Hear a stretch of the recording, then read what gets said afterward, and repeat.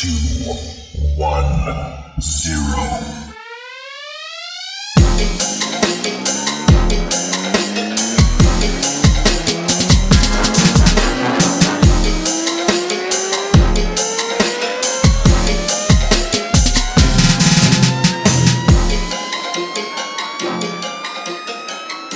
Welcome back to the PPR Stock Report. It is August 20th, and it is 5:30 in the morning, coming at you with that early morning podcast so we can get the news out quick. Had some games yesterday, some pretty good ones. We're going to talk about those.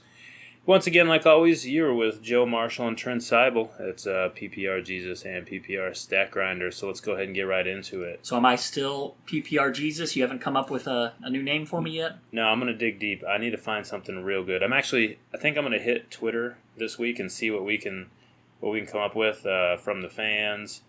We're going to get something good for you, hopefully by next week. Your lack of creativity really bugs me. Well, yeah, I mean, the best I could come up with is PPR Stack Grinder on my side of things. So, I mean... You should get a name for yourself while you're at it. Yeah, we've been talking about that also, so we need to get the Twitter fans on the ball on this.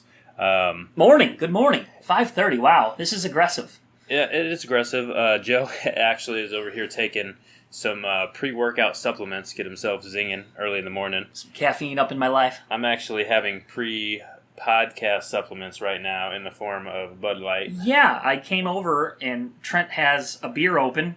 He's drinking a Bud Light. I think I see a Michelob Golden in sight on deck here. Yeah, I'm ready. What's up with that, man? You stressing out? No, it's just it seems like that's what you do when you're doing podcasts. Yeah. We have to have our beer. I mean, like we said last week, if you listen, if you listen closely, you'll hear us popping the beer bottles this night. We don't get drunk while we listen to the podcast, but it's a good time. My wife did comment while I was coming down here to get this thing going. We're in the studio right now, off limits to the ladies. But she's like, it's 5 a.m. and you're drinking. I thought you didn't go to sleep yet. No, I went to sleep. I slept real good last night. I was ready for this. I knew we were going to be up early. I actually specifically threw these beers in the fridge. I was pre-planning this. So this is my second in a row, my second consecutive pod without drinking. I feel like I deserve an AA chip or token or something. I need to give you a coin. Are you my sponsor? So, well, let's see what we got. Let's ring the Le'Veon bell already every single week. And we're not even just coming at you with this Le'Veon stuff just because we want to ring the bell. There just is news on Le'Veon every single week. High drama. I know. He should have... You see all these reality TV shows. They should have a Le'Veon Bell reality TV show. Oh, man. It would be a lot of, smoking weed and doing hood rat stuff with his friends, I'm sure. They're going to be on Hard Knocks the next year for sure. Oh, yeah. That'd be a great one. Him and Martavis. Yeah. So, Le'Veon, the big news on him is they reduced his suspension by 1 game. So, we talked about it a little earlier.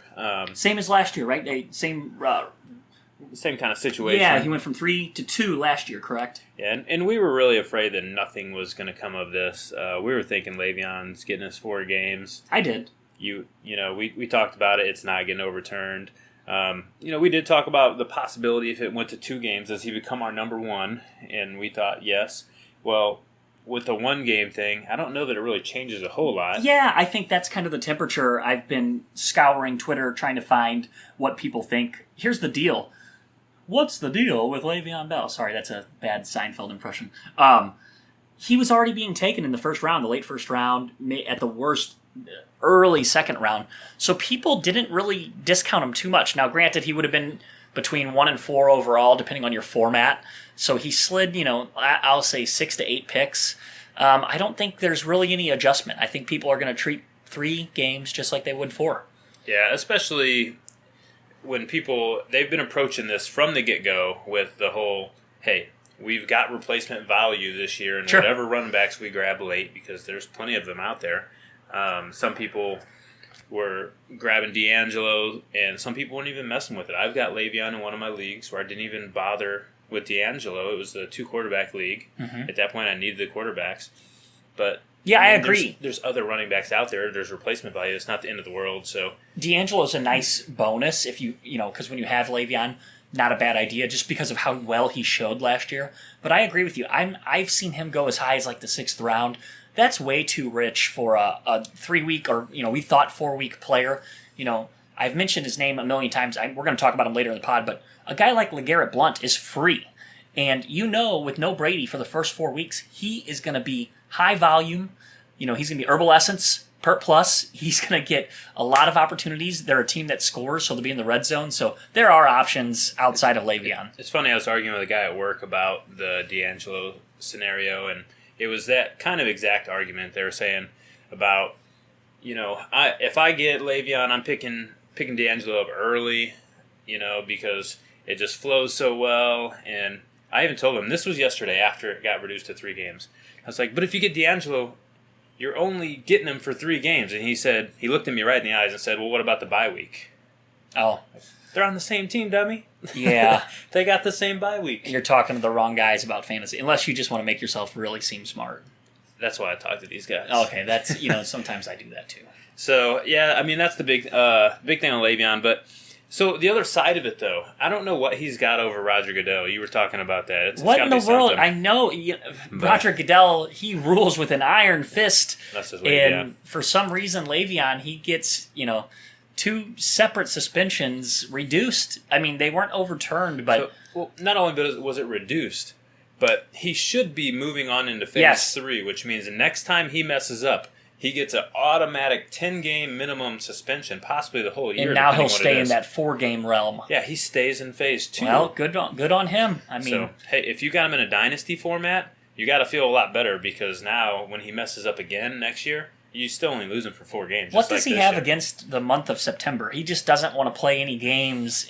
He's going to get hurt or suspended, so his season starts in October. Maybe he just thinks he's good enough to... He's like, hey, I'm going to come out there and get the same production as the rest of these guys in 4 less games. September's his preseason. Yeah, so... outside of that, the other news is Josh Brown, and this is a really, really weird one to talk about. He's a kicker, so fantasy implications really aren't there. Yeah, folks, I hope you had Josh Brown's handcuff, because he's suspended 1 game.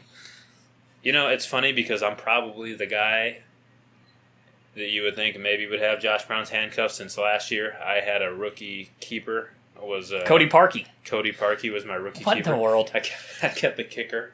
I didn't have anybody else, so, whatever. Guys, I'm taking applications for a co-host if anybody's interested. Bring up Cody Parkey on the pod. It's too early for Cody Parkey. Not only did we bring up Cody Parkey, but we're bringing up Cody Parkey as a keeper. What's going on with Brown here? So supposedly it's coming to light that he had some kind of domestic violence happening with his wife. There was one incident, and she says that he beat her up or whatever, and he says that that's not what happened. He said she was kind of getting out of control, and he grabbed her by her wrist, and that was all of the physical aspect of the whole thing. That was the whole physical aspect. He says he never hit her, and that was all it was. He grabbed her wrist. She went to the police. She was mad at him, apparently, and she said, listen, he beat me up, but not only did he beat me up tonight, he beat me up 20 other times, and I just never came to you guys. So, is that true? I don't know. The problem is nobody knows if that's true, and even the NFL, this was an NFL suspension. This wasn't at the team level. Yeah. And basically what happened is the NFL caught into this a while back, and they looked into it, and they talked to authorities and stuff, said, hey, give us everything you got. We need to figure out what's going on. And the police just weren't very cooperative. So... And neither was Molly Brown. She didn't really speak to the NFL either. No, the only person that was cooperative was Josh Brown himself, which we don't know if he's telling the truth. We don't know if he's lying. We don't know because the information is not there. We don't have the information, but the NFL also doesn't have the information. They said that in a statement. We talked this morning, and, again, this is a kicker, but I think just in general, just the treatment of these players, you were a little bit, kind of bothered by this, the fact that they were quick to suspend him, and, they really didn't have anything outside of an allegation, and... this is always such a sticky conversation. We already brushed over this a month ago with Ezekiel Elliott. So we're going to make another bet on Josh Brown if his ADP. If his ADP is going to drop. Yeah, no, I don't think Josh Brown's not bet worthy on any level. But he doesn't even have an ADP. So what are you thinking? You just don't like how this was handled? No, and I'm not saying that he doesn't need to be suspended because listen, if you are a public figure like that, and you're doing things like beating up your wife or beating up your girlfriend, you need to be not in the public eye anymore. You need to be taken out of that position. Yeah, I kind of agree with that, unfortunately, and it kind of stinks for some of the guys in the league where they're put out there where if anybody runs and says, this happens to the media or whatnot, it's almost like they are guilty, Yeah, it's backwards, and that's my problem. Yeah. It's not that I think that Josh Brown needs to not get suspended. That's not what I'm saying. It's one of two things. Either he did it, and they have proof, and if they have proof, it's 6 games. That's what their rule is. That's their own policy. 6 games, domestic abuse. So they suspend him 1 game, and that just for doesn't what? make sense. Because they can't prove he did it, so we're just going to give you 1 game? That's not cool. Yeah, it's a 0 or tricky 6. situation. Here, players, if you're in a tumultuous relationship, just they need to find their way out of it. It's just not worth it. And we're not in the situation. It's a lot harder when you're in the situation. You're at ground zero. It's harder to walk away, rip the Band-Aid, stuff like that. But that, especially now, the NFL and these teams, they've got to be educating these guys to just not put themselves in these kind of situations. Yeah, this is happening all too often. We're hearing about it all too often with these players. So hopefully it settles down when games actually start. So, and that's it on Josh Brown. Fantasy implications really aren't there. He's a kicker. Yeah, stupid kicker. I don't even have a kicker yet, and I don't. I don't roster kickers in August. No way. Until right before the season starts. So let's go ahead and talk about the specific games, and we'll start with yesterday's games. So we've got Arizona, San Diego. San Diego won the game, and the only reason I say that, because it really doesn't matter, is it kind of just looked like Arizona didn't come out to win. Like, they just were Arizona, resting. it didn't look like they were playing at all. I guess, can I start saying takeaway again? Am I banned from saying takeaway? We're going to start, well, you haven't said it yet, so. Okay, well, one takeaway from this game is looking at Palmer. Struggled again, under constant pressure again, 4 for 8 with an interception. Fitzgerald wasn't out there. He's dealing actually with a slight MCL sprain himself. But I don't know. Maybe a little concerning. David Johnson had no running room. The running game in general struggled. Palmer was under pressure, 4 for 8 and a pick. I mentioned last week, if you listened, that I was wondering why Palmer was out there. It doesn't make much sense. Game 1, he's out there again, and he's struggling again. You start to wonder if there's something to that. If he's out there for a reason, because maybe they feel he needs to do some improvement. Yeah, maybe the practices aren't going so well. Obviously, we're not out there watching, but just maybe something to pay attention to. And then, I was going to speak to this a little with Fitz. I'm a Fitz guy. He is 32. He's coming off a phenomenal bounce-back year. Little things like this, a little MCL sprain, that might be enough to slow him down just a little, where you really see a guy like Michael Floyd or John Brown really then get his opportunity.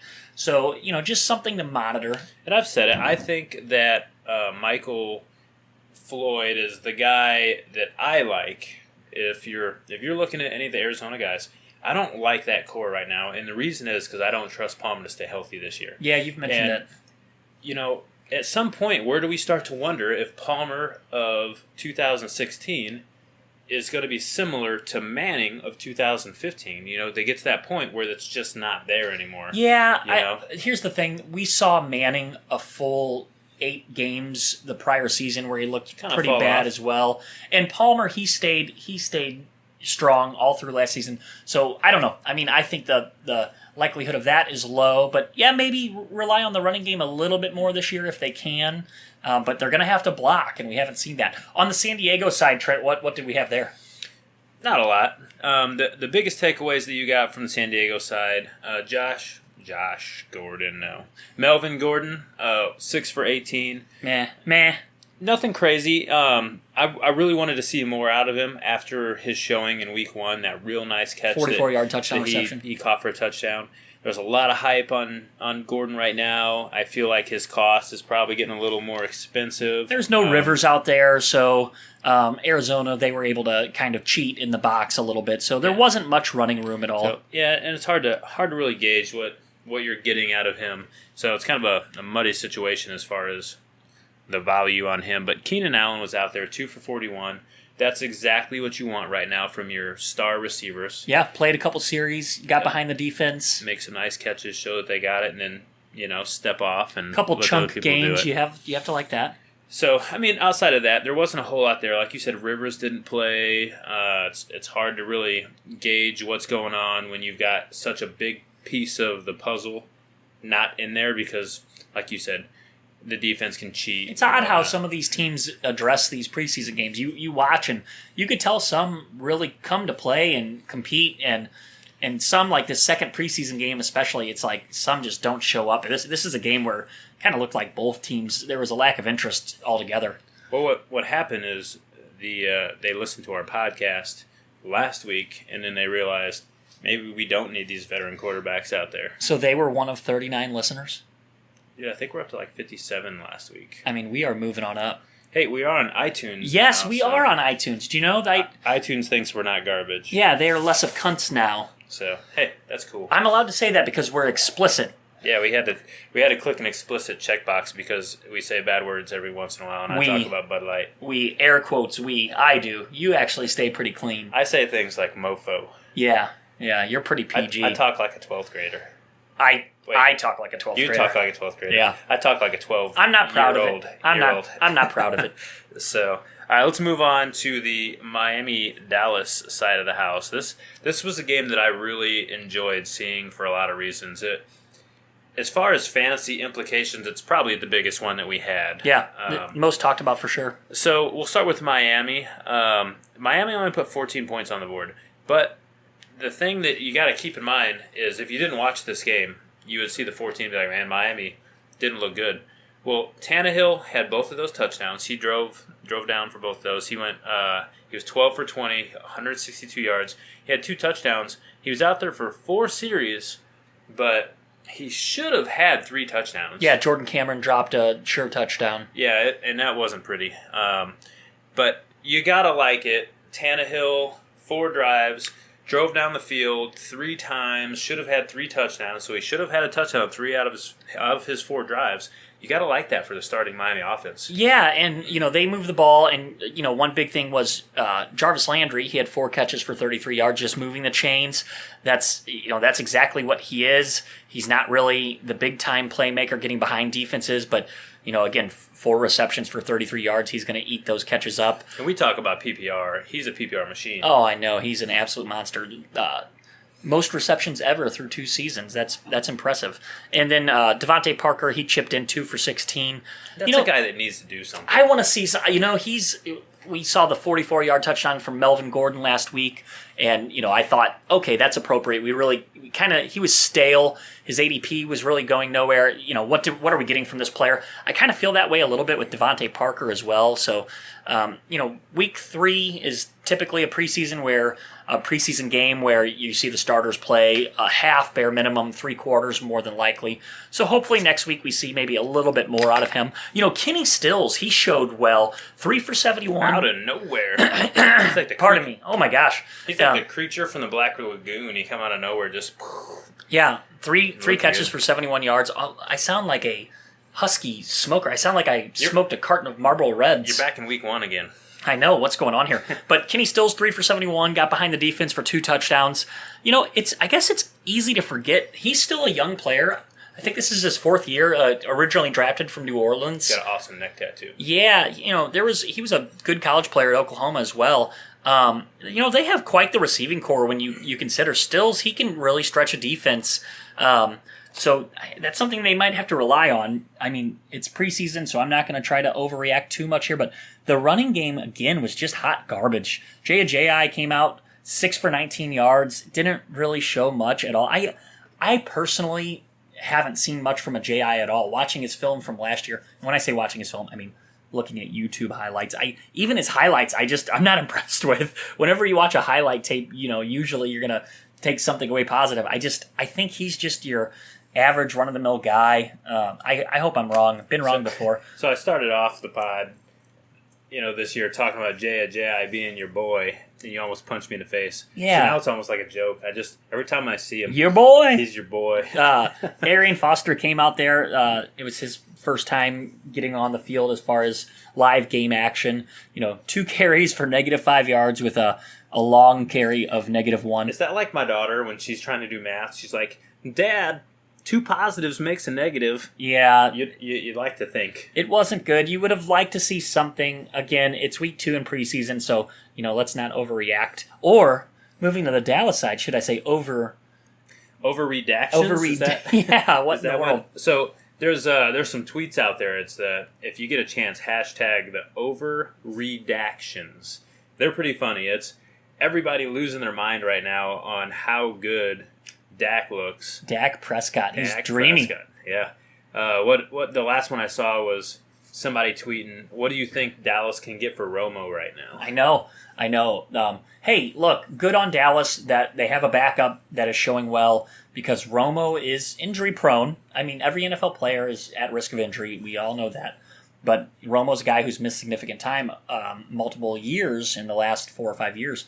So it's good to see. I mean, he is looking really good. He is overwhelmingly the story of the actual preseason games. You still talking about Dak or Romo? Because they both look good. Romo looked good. He came out. He started, of course, 4 for 5. What did he have? Around 80 yards, something like that? Yeah, Romo, he wasn't out there as much as Dak was. But Dak, I believe, and I didn't see the very end of the game, but he had a perfect passer rating pretty deep into his playing yesterday. 158.3. 2 touchdowns, and then he rushed for 2 as well, so a 4-touchdown performance. Crazy. So, let's talk on him real quick because... Let's be real. We'll do some Dak Prescott real talk. Real talk. Okay. First and foremost, this guy didn't come out of nowhere. This guy, he wasn't a D2 player or playing at a small school. He played in the SEC. He was an all-SEC quarterback in back-to-back years. He went to Mississippi State. He led them, I believe, to an Orange Bowl victory 2 seasons ago. He actually had, for a short time, Mississippi State was ranked number 1 in the nation with him as the quarterback. So it's not like he's come out of nowhere. He was a very impressive player. It's just in terms of, I guess, scouting. I guess I have to say this phrase with caution. He's a dual-threat quarterback. Apparently you can't say dual threat. Yeah, I've been hearing that dual threat is like there's undertones of racism. I don't mean it that way, but... We should Google it, because I don't even know what...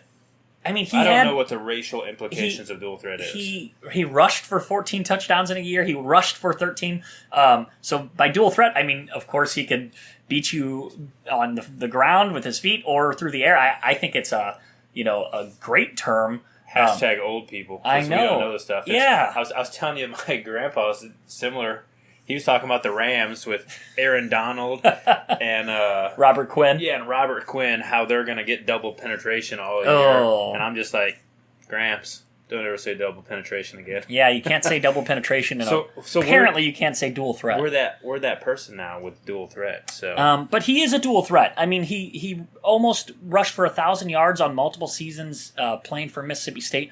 We saw him. He had some scrambled for 2 touchdowns last night. So he looks really good, and it has to make you feel nice and cozy if you're a Cowboys fan that if Romo goes down. Hey, and I mentioned to you this. It's kind of odd. This is very much how Romo got his start.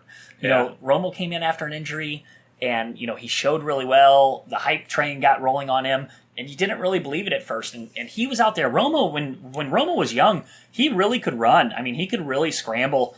It's just odd the way it works, but Prescott had 12 for 15, 199 yards. He hooked up with Dez again. So Dez is out there. He had 2 for 46 and another touchdown. Dez looks good. Yeah, and this makes me sad. Did you see the video of him calling out all the defensive backs? You can't guard me. You can't guard me on his own team. So he's really upping the tempo. Yeah. I saw a bunch of. There's an interview where they're just asking Dez a bunch of questions. What are they going to do? What are you going to do if they stack the box on Ezekiel Elliott? He said, hey, I'm going to make them pay. What are you going to do if they double team you? Zeke's going to make them pay. Zeke. So we have Zeke and Dak. Yeah, if Romo goes down, it's Dak Zeke. That sounds like some kind of German metal band to me. Zeke and Dak sounds like Zeke. A Nickelodeon television show. If it's Zeke Dak. It's Nickelodeon. If it's Dak Zeke, it's metal. Des, real quick, if you listen to the pod, a few weeks ago we were going over our receiver rankings, and you dropped them down a little bit more than I did. Not much, a couple players. I still had them ranked at 5 or 6, and kind of the reason being was I said that you still have to take Des there, even if you're worried about Romo injuries or Des injuries, just because Des, he has potential to maybe be the number 1 receiver. I mean, it's going to be hard for anyone to dethrone Antonio Brown, don't get me wrong, but do you almost have a feeling that Des, after last year, he had a tough season, Romo out, he dealt with... He's coming out like he's got something to prove. Yeah. I mean, he's a guy, I don't know. He's a guy I would imagine would be hungry. He's seeing what his peers are doing between Julio and Antonio Brown have put together a couple just monster historic seasons. There's one thing I know in the world of fantasy football, and that is if I have somebody on my team who's a first-round pick and I trade him away, he is going to have the best season of his life. Yes, you are correct. And Trent did trade me, full-point PPR league, of course. He traded me Des for Keenan Allen. They're being drafted right around each other. And we both agreed that you kind of win that trade. Yeah. At the time. But you were burnt by Des last year, though, I wasn't. Des was bad for me last year. I worry about... So, and this is Maybe what I wanted to say. you guys are bad for each other. We're bad for each other. This is before DakMania happened. But, DakMania? Yeah, this is before DakMania. What in the world is going on? I just didn't trust Romo to stay healthy and Des have somebody throwing him the ball consistently throughout the year, and I think that hurts Des. But now that you got somebody, and I'm not saying that Dak's the truth. I'm not saying that, but he looks like if he has to come in and play some football because Romo is going to get hurt, and it's probably going to happen, he looks like he can still throw the ball to Des. I don't even want to have this conversation, but I guess I have to ask it. If he comes in, let's say the 3rd preseason game next week, we're going to see more of Romo. So, this is all hypothetical, and it's silly, and I'm kind of smirking talking about it because, this is the 2nd game of preseason. This is a rookie, a 4th-round rookie. But is there anything that could make an actual quarterback controversy here? Let's say they're heading into the 3rd preseason game. We're going to see a bigger sample of Romo. He struggles maybe. Again, hypothetically, this is just a bad preseason conversation to have. Prescott comes in again. He's gaining wide, crazy fandom down in Dallas. Is there anything in your mind that could happen to where maybe they're forced to make some sort of decision? This is I'm embarrassed even asking. The only way that I see a controversy happening is if Dak starts banging Jessica Simpson. That's it. Romo, listen, DakMania is cool. It's really awesome that he's doing good. And it looks like maybe they have a competent backup if Romo goes down, especially after missing on what they were trying to... they were looking for another quarterback, and they just were misfiring. Boom, boom, boom. Let's back up to Jessica Simpson. All right. Because she still looks really good. Yeah. I still would, overwhelmingly. But have you seen how good Britney Spears looks now? Oh, my God. My wife and I saw her in Vegas. Yeah. First of all... She lip syncs the entire performance. That's fine. She dances, she moves. She looks just incredible. So maybe Dak hooks up with Brittany. Yeah, maybe. And then he one-ups. Or I hook up with both of them. Is that where you're going with that? That is where I was going. No, seriously. I would say this. I don't think there could be anything that would really stir up controversy. I think Jason Garrett, he's a little bit more of a heady coach than that. But... Another Romo injury, though. The NFL is a right-now league. If Romo went down... So injury is a different story. If an injury happens, I think Dak comes in and he leads them into the playoffs or something crazy, or even wins a playoff this is what I'm talking about. We're really stretching here. If we're talking quarterback controversy right now, I say no. Okay. Unless Dak hooks up with Jessica Simpson. Look, we just have to fill about an hour and 15 minutes worth of airtime, so... No, I think Dak's worth talking about. That's what Dallas has needed for a long time. They don't need someone to replace Romo. Dak has some swag, too, man. Yeah, he just has a little bit of swag, yeah. I'd like to say he needs a better name, but Dak's kind of cool. It's like a millennial name, Dak. Dak and Zeke. Dak and Zeke. All right, so let's bounce off the 30 minutes of Miami-Dallas talk. At the end of the day, this is all you need to know about that. Romo looked good.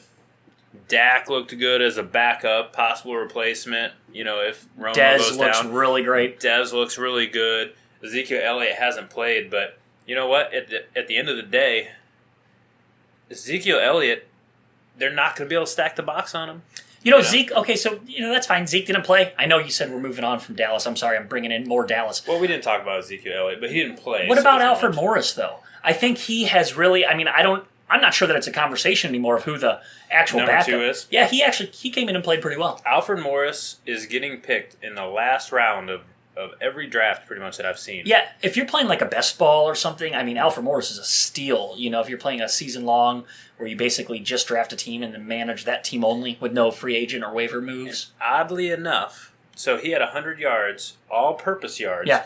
I don't know that I've ever said all-purpose in the same sentence with Alfred Morris because it's always just been rushing yards. Yeah, you brought up that he's caught a ball in back-to-back weeks. Yeah. I wonder if his hands are okay. He might need to, ice him down after all that work. He's going to be off next week for some hand rest. Let me end on this with Dallas, Trent, because, this is, I think, our 7th or 8th recording this offseason, and it seems like Dallas is always brought up with some goofy bullshit.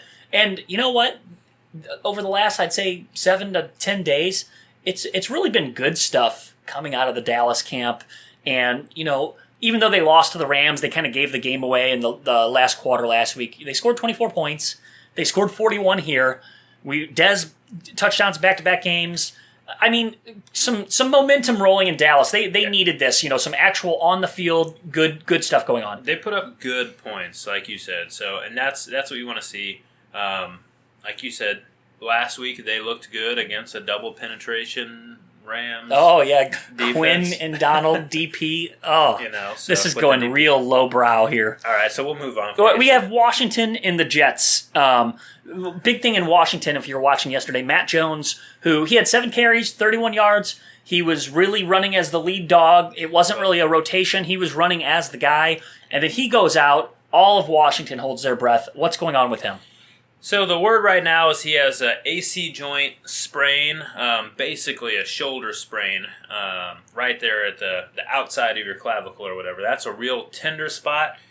They say he should be ready for week 1, which is good for Washington because, he went down and Twitter went crazy with who's going to come in to replace him. They've got Thompson there who is all right, I guess. They also have Keith Marshall. The rookie, but he didn't look very good. No, he looked really bad, but now this is noteworthy, I guess. He did come in as the actual backup. He would have been like, let's say, the running back handcuff. Which is surprising. Well, Chris Thompson, he's kind of built in the mold of the Darren Sproles, some of the smaller scat backs, think of Theo Riddick. Now, I was able to go, when I saw Matt Jones go down, of course, I'm going to overreact just like everyone does. Now, I keep a spot open on my roster purposely during the offseason if we draft a little early, so I can make these type of moves. But I was able to pick up Chris Thompson in 2 of my 3 leagues that I've drafted in so far. They're full-point PPR leagues, so I said, hey, why not? I was a little surprised, that he wasn't the guy in there running the ball, but it didn't seem like his role changed really at all. So even if Matt Jones goes down, maybe we don't see too much more from Thompson, but I'm going to stash him. I'm going to stash him for a couple weeks until we hear a little bit more clarification of Matt Jones. Yeah, the bigger temporary overreactions was who's going to come in. You even said something on Twitter about what if they grabbed Ray Rice. Yeah. Which wouldn't be the worst thing. Hey, I wasn't campaigning for that. I was just kind of thinking out loud. He's a guy that's like there that's going Ed to play for Sheeran, cheap. thinking out loud. But, okay, so I threw it out there on Twitter. I just asked a simple question. Hey, if Matt Jones' injury is cracking that beer. What do we have now? Land Shark. You're really going with a smorgasbord. Yeah, I'm doing a little bit of everything. Yeah. I started with the Bud Light, and then I went to the Golden Light, and then now I'm Land Sharking it. So it's supposed to be a hot day today later. Just kind of an oddball hodgepodge of beers. I just close my eyes and grab what's in the fridge. Hey, I like it. So, hey, as far as, you said you're not campaigning for the Ray Rice or whatever.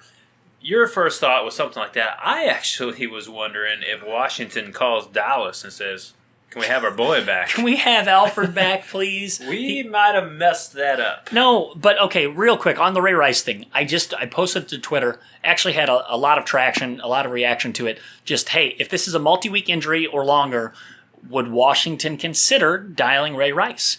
And, this happened a few years ago. We've seen some ugly incidents with abuse and, drug usage and different things from NFL players, and they've come back and bounced back from it. Jesus Christ, Alden Smith was still on a roster up until this year. Adrian Peterson's playing as a first-round pick. So it was just overall negative with Ray Rice. It was, no, there's no way. No, I'd even, I saw I'm not going to support the Redskins anymore if they do that from actual longtime Redskins fans. Just a little surprising. What he did was atrocious, and I'm sure the fact that it was on tape is really what buried him here. But I also, the people were saying that he's too old. He's 29. 29 years old. Relatively low miles for a running back. He's still in the good area. He's in the green. Well, especially for he's not going to be a 20 carry a back guy. He's going to be a guy, situational downs, splitting a little bit of time. But, kind of sad to see for him. It seems like, he married the woman that happened with. Again, she forgives him. Yeah, she understands that the situation. He goes and speaks out against domestic violence. He and his wife go. He's actually vowed that if he were to get a job, he's going to donate his entire salary to domestic violence groups. It's just kind of sad. At this point, it seems like they have a real good thing going, he and his wife. He slugged her, and that was really shitty. There's no excuse for ever putting your hands on a woman. Keep your hands to your goddamn self in general. But at this point, doesn't it seem like they're almost punishing her with it? Let her man work. Let him earn. I think us common folk think that he's rich because he played a little time in the NFL, but you know what happens. You make $1 million, 45% of it's gone on tax. You live the big life. You try to keep up with your teammates. I'm going on and on about this. I was surprised personally that they've really buried Ray Rice. And the one good point to it was, well, hey, when we last saw him in action, he wasn't that good. He didn't show well. There were some injury things going on. And again, I'm not thinking he's going to be a 1,000-yard back. I'm thinking he could be a nice warm body. Listen, he could be a nice warm body. There's plenty of teams that have running backs that are worse than Ray Rice that are getting paid. Isaiah Crowell is starting. So, and I guarantee he's making more than what Ray Rice would say yes to. Oh, Ray Rice, it would be sure a league minimum type of deal. There'd probably be no incentive bonuses. It would be a bare bones deal. And on top of it, he's already said that he would give his salary away to help, to some charity somewhere that deals with domestic violence. Mm-hmm. So that's like a win-win. You're basically, the team that picks him up gets a guy that's speaking out about it, and their money isn't going to that guy. It's basically going to said charity or whatever, so it's whatever. The thought was kind of all for naught because, like you said, it seems like it's just an AC sprain or maybe a slight separation. Yeah, so a 3-4 week injury. Hey, look, Matt Jones, they say he's going to be back week 1, but let's be real. Shoulder injuries, we've seen it year after year. You saw with Jordan Cameron the year before last. You saw it with Randall Cobb last year. Those shoulder injuries, those are people that are just catching the ball, which is what Matt Jones Ryan does. Matthews over the years, too. Yeah, and those are people that are primarily catching the ball, This is a guy that is going to, he's primarily going to catch the ball, but he's putting his shoulder down. He's putting an injured shoulder down. So this would be one that you'd maybe keep your eye out for a reoccurring type of injury? If they put him out there week 1, I would be worried that this does reoccur. If he goes out week 1, or I just would worry that he's not going to be as effective as he has I don't been. have any shares of Matt Jones. I'm a little bit higher on the Jeremy Langford as far as second-year guys. People are going wild about Matt Jones because of the situation. I stayed away from it. We'll see how that plays out. We talked about the goofy Redskins. Now the Jets, they didn't look good, man. Fitzpatrick and Geno looked terrible. We're going on the clock right now. We have 75 seconds to talk about the Jets because they were that bad. Okay, so 75 seconds, go. I think we see... Did I say Fitzgerald a second ago? I don't know. But you meant Fitzpatrick. Maybe I did say Fitzpatrick. It's 5:30. I'm not drinking, but I'm the one drinking. I know. So maybe it's just showing that they needed a Fitzpatrick in camp. He and Geno combined for 10 for 20 for an interception. They just looked bad overall. Geno was terrible. So Geno's interception wasn't even a defensive play interception. He just didn't see a defensive player underneath. He threw the ball. The guy reaches up and grabs it, and it's an interception. Geno Smith is not good at football. I actually heard someone talking about Geno. This was another podcast. I'm not going to say which one it was. But they said Geno Smith is the best backup in football. They couldn't think of anybody that's better. That's just crazy. That shit is crazy. Brian Hoyer. You mentioned Brian Hoyer Brian earlier. Hoyer's better than... I would take him any day. Chase Daniel. Even Dak. Even DakMania. DakMania. Yeah. I would take over Geno right now. Oh, I would too. I absolutely would. A young player like that that's showing promise. I mean, Geno's shown nothing. Yeah, so look, Brandon Marshall didn't really play. Decker didn't really play 75 seconds up. Yep, so let's keep it going. Keep it going. All right, Seattle and the Vikings. We're in a similar situation. There wasn't a lot that happened here.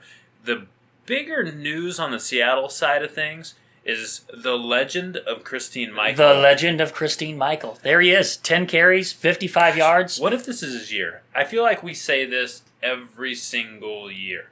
But you know what? Doug Martin did it last year. So why No. We're not having a Doug Martin. I know it's a bad comparison. Yeah. Doug did it once. Yes. Yeah, he had a historic type of rookie season. But Christine Michael was supposed to be like that. And Yeah. he just never is every single year. It's funny. I mean, he went from the Cowboys and then back to Seattle. I mean, hey, let's see. I mean, we'll see what we have in him. I'm not 100% sold on Thomas Rawls. We haven't seen him at all in pads. So, guys, go stash Christine Michael. You know, drop your kicker, drop your sixth receiver. Absolutely, I have. I am on the Christine Michael watch. I'm going to, and actually, I think it's Kristen. You know, it's spelled Christine. I feel like whenever we're in our leagues, I feel like Joe. He pretends like he's trying to send me news, but he's really rubbing it in that he got people faster than me. Because anytime he says some kind of news, he's like, "Booyah! Christine Michael just did this," and I'm then like, you go and look for him. Look, and he's already picked him up. I'm like, oh yeah, I don't send the news out until I've made my move. Definitely. Okay, so Christine Michael showed well. Good on him. You know, again, that offensive line. Russell Wilson took 4 sacks here. So, and that's more on the Viking side of thing. I mean, I think that. You could argue that that's just a bad Seattle offensive line, whatever. They're not good. Well, the Vikings' defense was quietly good against everybody last year. Yes, they finished really strong. Remember, this was actually a rematch of that playoff game where the Vikings should have won. So we'll transition over to Vikings, but the Vikings in general had no Bridgewater or Peterson. There was nothing really worth talking about other than the fact that their defense was brutal. Yeah. I mean, they were hunting Russell Wilson. So I don't know their sack total, but they had 4 on Wilson, like starter unit versus starting unit, you know? And that's not, like, Wilson didn't play the whole game. They had 4 sacks in a very small period of time, and it was, if you get a chance, Google Viking sacks against Russell Wilson. They were hunting him. I mean, they, like, pushed through, and there was 3 guys basically just taking him down like freaking lions, killing a wounded. And if we're going to have a little conversation around defenses, a quick one, we don't talk too much defense on the pod here, but you know they will play the Bears twice a year. They're shit. Yeah. They're going to play the Calvin Johnson-less Lions, who cannot run the ball. I mean, they're going to probably have the least rushing yards in the league. So, you know, they have 4 games built into their schedule. They're going to be favorable matchups to start. It's weird to talk about ADP for a defense, but every time I've drafted, I've seen the Vikings defense be there for a while. Your grandpa would just talk about DP with the defense. Yeah, the DP, the double penetration. I think, hey, if you don't want to spend the money to get those high-octane defenses, you know, Denver, Seattle, whatever. Yeah. Grab the Vikings. They're going to be a good defense this year. They're going to get sacks. They're going to get the turnovers. They might get some touchdowns for you, but they're not going to give up a ton of points. You know, so. No, I agree with you 100%. You see some of those teams, the Seattles and the Denvers, even in competitive leagues, you see them go in the 8th and 9th round sometimes. Forget that. And don't forget, they got Peterson. So, at the end of the day, you know, anybody who has a running back like Peterson, the defense benefits from it. Absolutely. The game goes fast, I mean, the clock runs fast. You know, the defense, they usually get a little bit more time on the sideline. How bad is a preseason game when the defense is the best thing we got to talk about from a fantasy perspective? Yeah, it was really the only fantasy takeaway there. Takeaway. Okay, we have New England Patriots 23, Chicago Bears 22. Yeah, a couple things that are pertinent here. We'll start on the Chicago side of things. Okay. Jeremy Langford looked good. Yes, he did. He looked good. He ran to the tune of 8 carries, 55 yards, and a touchdown. Now, that's a nice stat line for playing a half. The bigger takeaway here from me is that he ran overwhelmingly as the starter. Actually, no other... So there wasn't a committee happening. Not at at all. half. There was not a committee.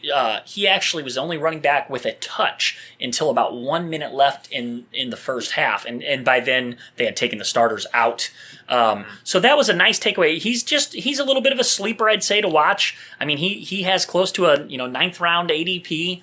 So he's a guy that might get a heavy workload. And he only caught about 50% of his passes last year. So let's hope he works on that a little bit, because that's going to be a team that's losing and throwing. He needs to start hanging with Alfred Morris with his newly soft hands. Oh, yeah. Trent, we saw Alshon back out there. He had a couple chunk gains, 2 catches, 41 yards. Just like what we said earlier with Keenan Allen, man. 2 catches, 41 yards, that's what you want to see. Well, and I think we spoke to it last week a little bit on the pod. He had that hamstring injury early in camp that had us all holding our breath a little bit. I have super high expectations for Alshon, so I love to see this. And again, chunk gains. Last guy maybe on the Chicago side to talk about, Trent, is this is kind of in the mold of Devontae Parker, who we've touched on. Now, it's Kevin White. He missed all of last season. At least we get to see him in pads now, but 1 catch, 6 yards. You want to see a little bit more, don't you? We're really going to be watching him next week. That game 3, he should be out there more time, and we need to see something from him. This year, for all intents and purposes, from a physical standpoint, this is his rookie year. But he had a whole year. Yeah, he had that injury, but he was there. Sure, he was learning the plays. In the game, in the film room. He needs to do something this year. He Now- needs to show up. Now consider this. I mean, he's only going a round or two after, like, Larry Fitzgerald. So he's being drafted as like a real fantasy receiver. He's being drafted like before Deshaun Jackson, who's the number 1 in Washington. So this is something where, at what point does it get a little concerning if we're not seeing anything out of him? It's preseason, guys. It's week 2. I know we're not going to get overblown here, but this is a guy with a lot of hype. You want to see something on the field. You want to see him get loose. Yeah, I think anytime you got a guy like Alshon, you got a guy like Jordy, you got a guy like Brandon Cooks, you get those number 2s and you think they're going to have an easy path to 800 yards and 80 catches or whatever, because they're not getting double teams.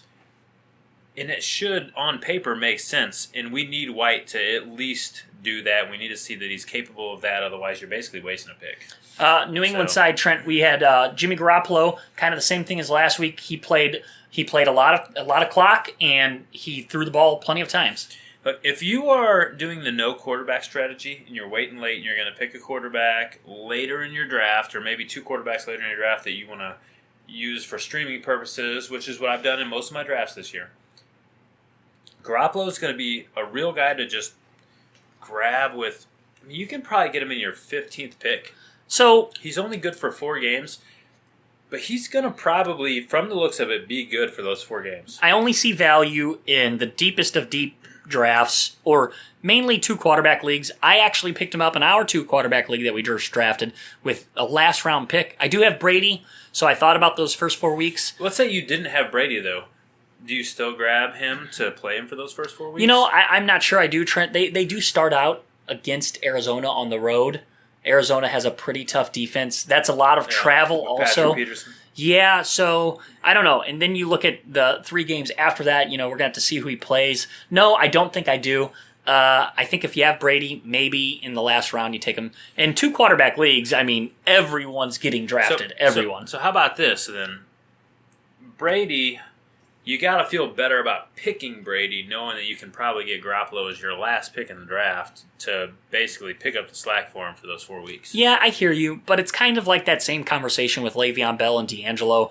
Yeah, you could get Garoppolo. We don't really know much about him, but, Matt Stafford's free. Matt Ryan's free. But there's also a big difference, though, is Garoppolo's also free. He is? So, I mean, the difference with Le'Veon Bell is you got to pay a 9th round price tag to get D'Angelo. Yeah, and that's actually, it's been higher than that even. Maybe it'll go down because of, the 3 games. No, I hear you. I mean, I guess I'll just say, hey, I've seen Matt Stafford and Matt Ryan go to Pro Bowls. I've seen them do it. If I'm going to take like a 4-game fill-in, I prefer guys like that.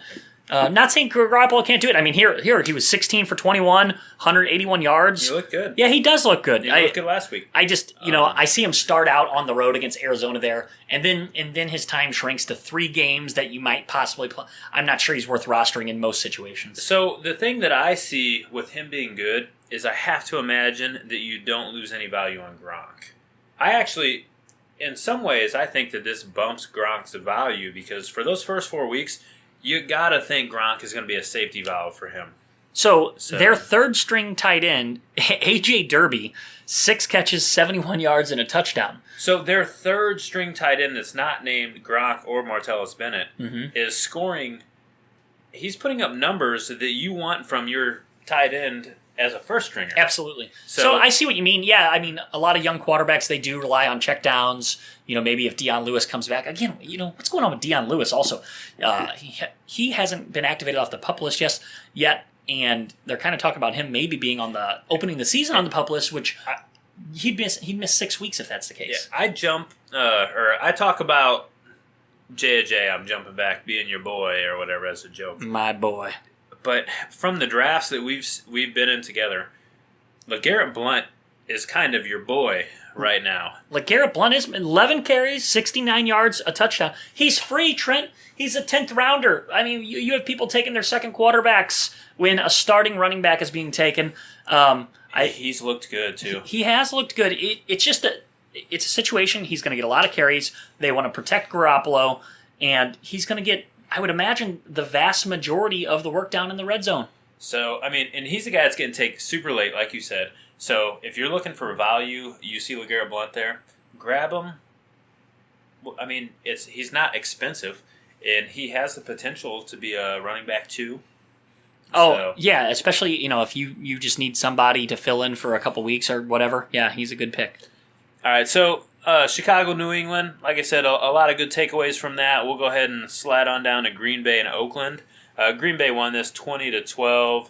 Same scenario, though. It's been a different week, too, than what we're used to seeing. But because, I mean, Rodgers was out. The one thing we did see... I'm happy with that, though. If I have any shares in Rodgers, or if I'm a Packers fan... Like I said, these guys are listening to the podcast. They know...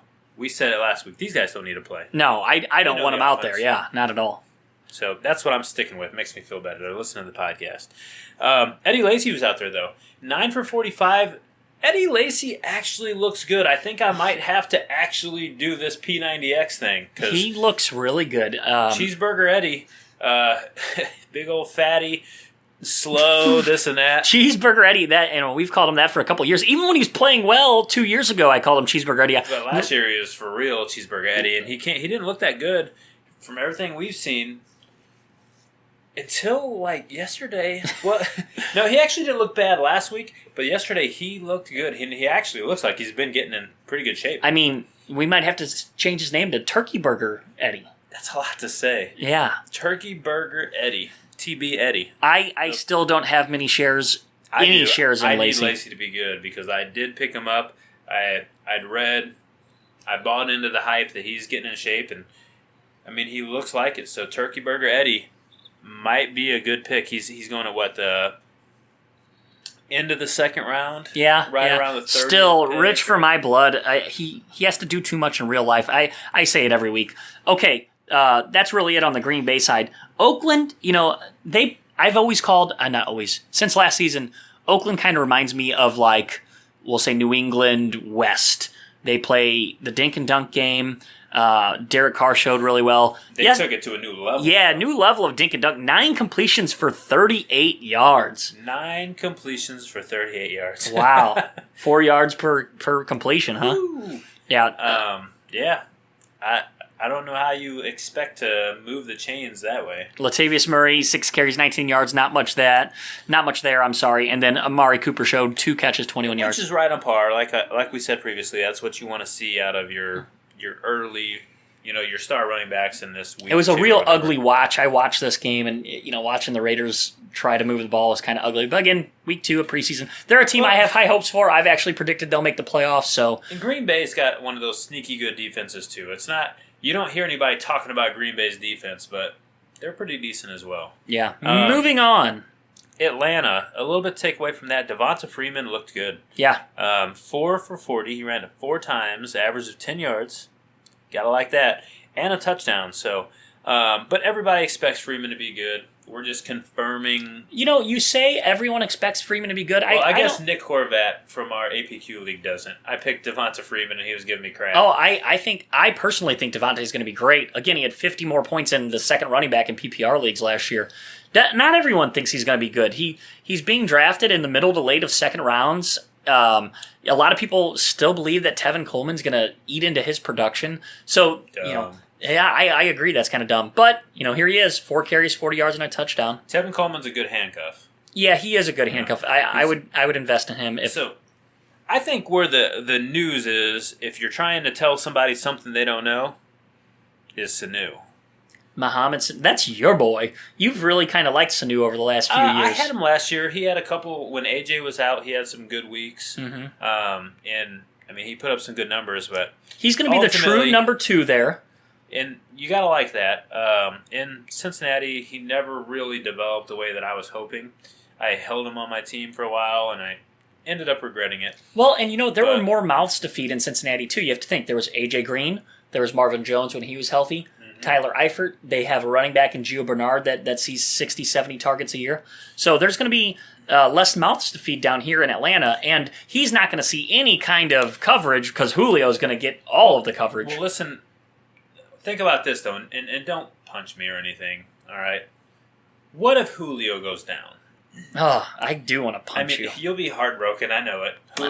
Julio is like your football crush. Hey, look, Julio, he's had an issue with soft tissue injuries, so, if something does happen, it's not out of nowhere, but I have Sanu in the leagues that I have Julio, and I use him just like a handcuff for a running back. Well, we see guys like Randall Cobb, who's good as a number 2.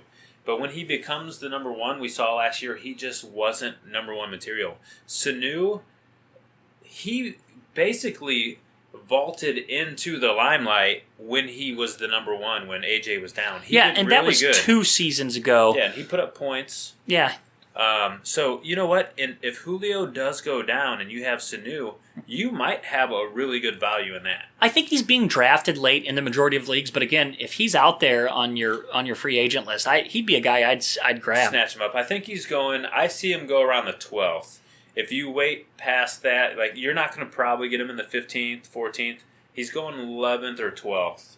So they played Cleveland in this game. Atlanta won 24-13. Now, there's a few hot takes from Cleveland also. I loved talking about what I've seen from Dallas and whatnot. That was really good.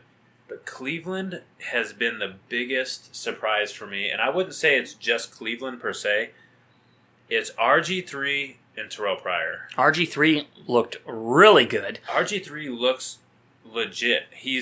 So RG3, I wouldn't say that he's quote-unquote a bad quarterback. I had this argument the other day. The problem with RG3 is he tries to run the ball too much. He tries to be that guy. He tries to scramble more than he probably should. And eventually... Dare I say he tries to be a dual threat. He tries to be a dual threat. Hashtag so-called racism.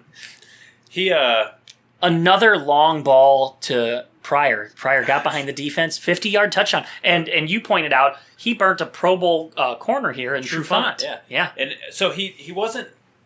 Terrell Pryor didn't burn some just second-string guy. That's what a lot of people think because it's preseason. No. He did not. It was a Pro Bowler that he burnt, and he made him look silly. Throw was perfect. It was right over his shoulder. He caught it in his breadbasket. And that wasn't even his best throw. Yeah. RG3, if you Google... Google, you should be paying us because I'm sending a lot of people your way. Yeah, YouTube this, sucker. 37 people your way. No, that throw to Barnage was probably one of the prettiest he's either throws. Barnyard or Barn Door Barnage. You got to give him a... Barn Door, okay, so we'll go Barnyard. The toss to Barnyard was probably one of the prettiest throws I've seen this year. And you know what? He's a player to watch for, too, because he has really slipped in the tight end rankings. The last draft that you and I were in together, very competitive league, 2-quarterback league, and PPR. Barnage was taken as the 10th tight end. By this mofo. Oh, nice pick. He was sitting there. Yeah, it was pretty late. I couldn't believe he was there. He got picked in the APQ league pretty late. People are worried about RG3. And I'll tell you what, if RG3 does what he did last week and the week before, RG3 will get picked sooner. His ADP will go up, but probably not by a ton. But Barnage's ADP will probably start to move up. I can see that too. If you have a draft happening right now, next couple of days, Barnes is a guy that you can get right now at a really good value. So, okay, RG3, quick conversation here. Obviously, in 2 quarterback leagues, we've seen it, we just drafted. He's going to be picked up. There's a little value there. Outside of that, how deep does the league have to be in terms of number of players, number of teams, where you might even consider him as a number 2? I'd say once you start getting into the deeper leagues, 14, 16-team leagues, I have an 18-team league that I'm in, and I'm really excited about it because that league, you got to dig deep for people, and I actually picked him up in that league. Okay, how about this? Here's a question for you. Give me one quarterback that he maybe outscores this year that's a little bit of a surprise, and go. Well, I dropped him for Bradford. Okay, Sam Bradford? For Bradford, yeah. Let me rephrase. I dropped Bradford and put RG3 on my team. I don't know that that's groundbreaking because I don't know that Bradford plays the whole year. But if Bradford plays the whole year... How is that guy a starter? Yeah, that doesn't make any sense. But RG3, if he's playing the way that he plays right now, he could be an equal value to guys like Phillip Rivers. You know, again, I that? say this. Phillip Rivers, get out of here. Phillip Rivers is going to score 100 more points than him. I don't know. You're smoking that crack rock. Listen, the one thing I saw out of RG3 that I really liked... RG3 or Alex Smith. Sorry, I had to cut you off there. That's a name in my head right there. That's a really good comparison. Personally, right now I'm taking Alex Smith. Okay. But I'm not saying that RG3 won't outscore him. The thing that I'm seeing RG3 do is slide. Mm-hmm. He slid early, and that's what he needs to do to stay healthy and stay a quote-unquote dual threat. It's a great comparison because they are polar opposites. RG3 is electrifying. You know, he actually got loose and scrambled the ball a couple times here, and he looked really good. And like you said, he got down.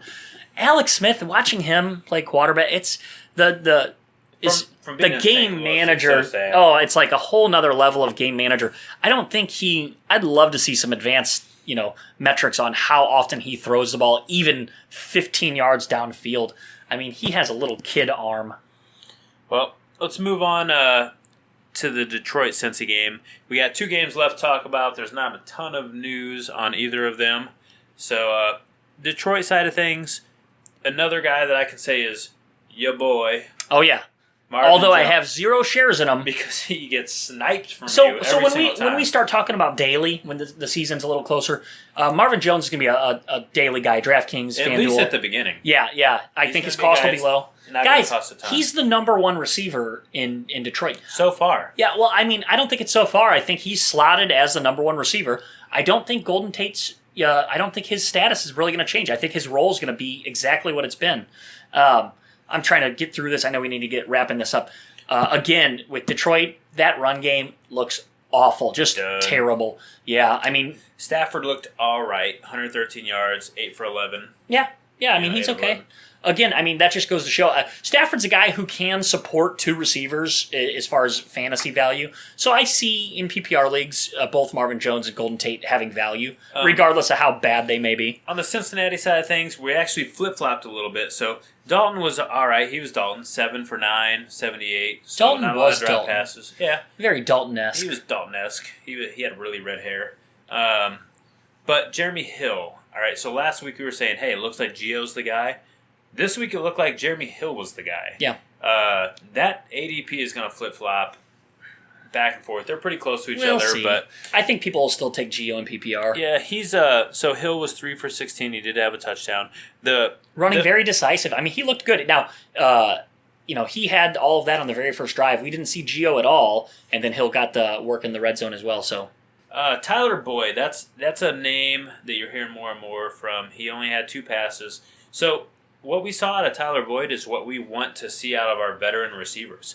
He didn't have a ton of time out there, but during his time, he had 2 catches, 38 yards, real big plays, and he had a touchdown. They're treating him like a full-time starter. Brandon LaFell, he hurt his hand. He may need hand surgery. LaFell's not even worth having on an NFL team, let alone a fantasy team. But with Boyd, I like seeing these chunk gains. Last week, a catch for 40 yards. this week, a 20-yard catch average. So there might be something there. He's a guy that's available in a high percentage of leagues too. Late. Oh, I mean, he's a big-time stash.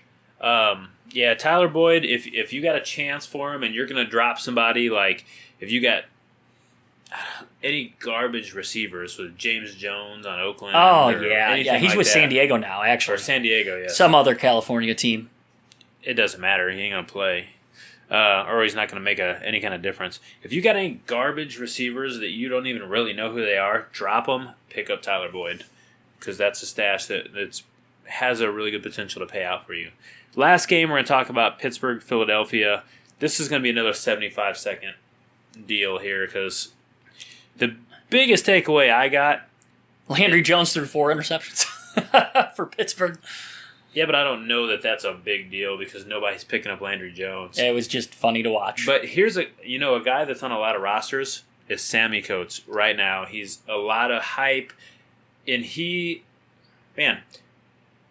it's so hard to just murder hype the way that Sammy Coates is murdering his hype right now. He's really giving a last basically lifeline to guys like Marcus Wheaton and Darius Hayward-Bay because Coates has been bad. Now, this is something where you look at fantasy experts, and this is when they take it a little too far situation-wise. They look at the situation instead of talent, and people saw his size. They see the opening with Martavis, and they just think, okay, he's going to get like production. So he's like judging a book by its cover. Yeah, and I'll tell you what, his book, it went something like this. It's on fire. Often, he had 2 fumbles last week. He started the first series off with an offensive passing interference. Then on the same series, a pass intended for him was picked off for a touchdown. And then the very next series, a pass in the end zone was intended for him and picked off again. Look, now, we could blame the backup quarterback, Landry Jones. Yeah. But these receivers have to play a little defense themselves. They have a responsibility when they realize, they're tracking the ball. They're a wide receiver. They're supposed to track the ball. When they realize the pass isn't where it's supposed to be, it is their responsibility at that point to do what they can to make an interception not happen. Sammy Coates hasn't learned this. 2 interceptions thrown to him. And that was after his terrible, terrible outing last week. So, in a nutshell, Pittsburgh overall didn't look very good. Yeah, they got shut out, actually. Philadelphia overall didn't look very good. This was one of the uglier games we saw. Bradford looked all right, but there is nothing even worth talking about in that receiving game whatsoever. For Philadelphia? Yeah, for that Philadelphia. On the offense. So Aguilar chipped in a couple catches, 2 catches, 30 yards. I don't know. You're right. Not worth really talking about. Aguilar's another guy that just really has to do something this year. Let's at least touch on this. I know we're wrapping this up, guys, but they did trade for DGB. We didn't really talk about that trade. Philadelphia gave up a guard. Nothing.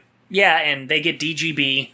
Does this muddy the waters for maybe guys like Aguilar? He's not being drafted really, but does this show that they don't have a lot of faith in him? Or I think it just shows that Philadelphia has no idea what they want to do with their wide receivers. They have a bunch of guys out there that are so-called up-and-coming talents, but it's like they're picking up guys that have just burnt out. Aguilar was bad last year. We expect a lot out of him. First-round pick, though. Yeah, DGB, we expect a lot out of him. One of the highest drafted or recruited people. So in 2012, he was the number 1 overall recruit coming out of high school in the nation. I feel like that team over the last 2 or 3 years is just basically trying to build a team of bounce-back players that don't bounce back. Do you know who else was in that recruiting class? Who's that? Todd Gurley. And he was ranked 42. So when scouting goes wrong. Yeah. All right, guys. Well, that's going to do it for all of the Week 2 preseason news. We're going to be keeping an eye on the Week 3 games, and we will be sending that your way as well. Make sure to hit us up on our website. That's PPRStockReport.com. We are on iTunes. Make sure to subscribe to that. Yeah, hopefully we can maybe get up to 50, 60 listeners. We're almost at 60. Yeah, buddy. We need to double it. Okay. All right, guys. We'll catch you guys next week. Stay subscribed. Keep checking us out on the website. Until then, peace. Don't let your meat loaf. You say the creepiest thing.